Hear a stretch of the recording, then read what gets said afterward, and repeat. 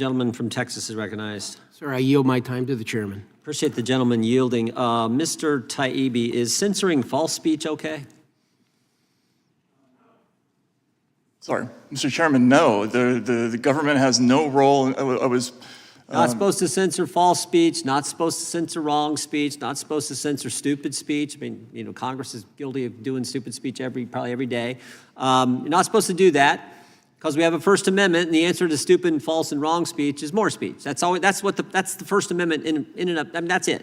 Is that accurate? Yes, it is. But it was particularly troubling in the last administration that they censored so much speech that wasn't false. And that would have been bad. That would have been wrong. That's a violation of the First Amendment.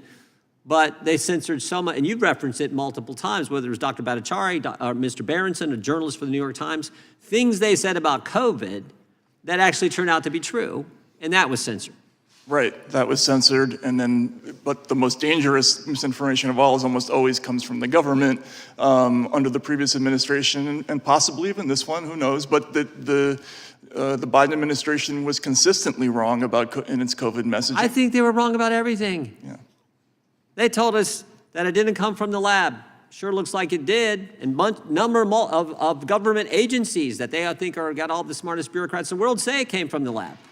I think including the FBI, for goodness sake, something we've had a lot of problem with. They said it wasn't our tax dollars used at the lab. Yes, it was. They said it wasn't gain-of-function research done at the lab. Yes, it was. They said the vaccinated couldn't get it. Yes, they could. They said the vaccinated couldn't transmit it. Yes, they could.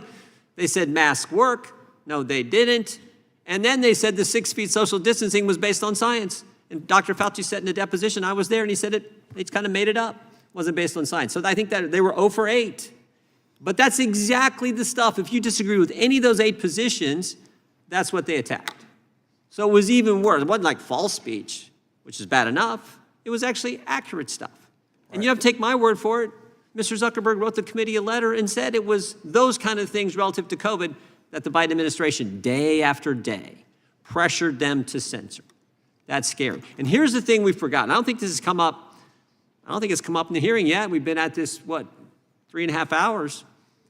That administration actually tried to set up a commission to police speech.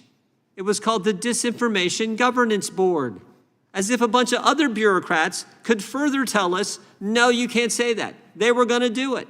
What was her name? Miss Jankowicz. Jankowicz was going to lead this thing. You're like, what? This is crazy. So, Miss Subramanya, we were pretty close to being as bad as all the other countries you've talked about.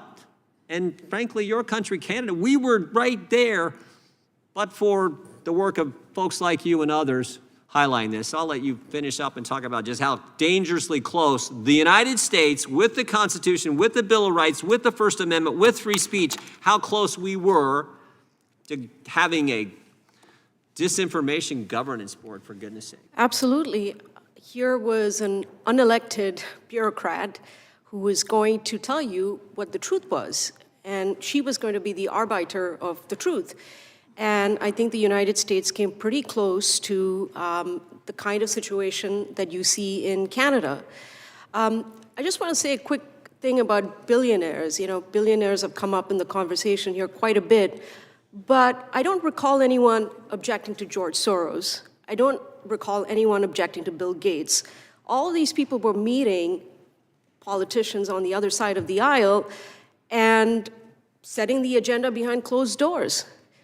What's different now, in my opinion, is the fact that we have transparency. It's only been a few weeks, but the fact of the matter is that Musk posts everything online. President Trump has been extremely transparent about what he's campaigned on, and he's carrying out that agenda. So I welcome the transparency. It's still early days. This administration should be criticized if they're crossing the line and where First Amendment rights are under threat. But, the transparency which we see right now is very welcome. And, so I just find that the hypocrisy of picking on one billionaire and leaving out the rest is a little jarring. Yeah, and he's maybe, when you talk about transparency, he's certainly willing to answer the press's question, probably more than any president certainly more than the last one. Certainly more than the last one. I yield back to the gentleman from Texas, and thank you for yielding. Mr. Chairman, I yield back. Gentleman yields back.